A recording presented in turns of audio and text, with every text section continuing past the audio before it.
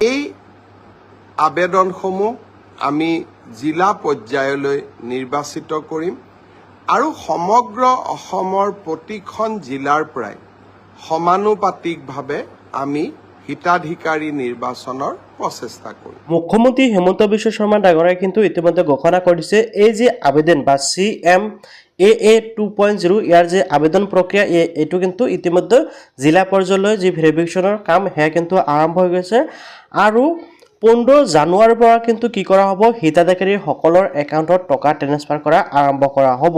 ঠিক আছে, তো ইয়াৰ উপৰিও আৰু আপডেটসমূহ আপোনালোকে পাই যাব। আসলতে আপুনি টকা পাব নাই এইসমূহ বিষয় লৈ মই এটা নেক্সট ভিডিঅ'ত আপোনালোকক সকলো বিষয় বুজাই দিম যে আপোনালোকে টকাটো লাভ কৰিব নাই। তো এতিয়া আপুনি কমেণ্টত ফটাফট জনাই দিয়ক যে আপুনি কোনটো ডিষ্ট্ৰিক্টৰ পৰা এই ভিডিঅ'টো চাই আছে, কিয়নো জিলা পৰ্যায়ত বা জিলা পৰ্যায়ত সমানুপাতিকভাৱে এই টকাটো প্ৰদান কৰা হ'ব বা যি মুখ্যমন্ত্ৰী আত্মনিৰ্ভৰশীল অভিযান ইয়াৰ সুবিধা টকা দিয়া হ'ব। তো আশা কৰোঁ আপোনালোকে নিশ্চয় জানিব পাৰিলে।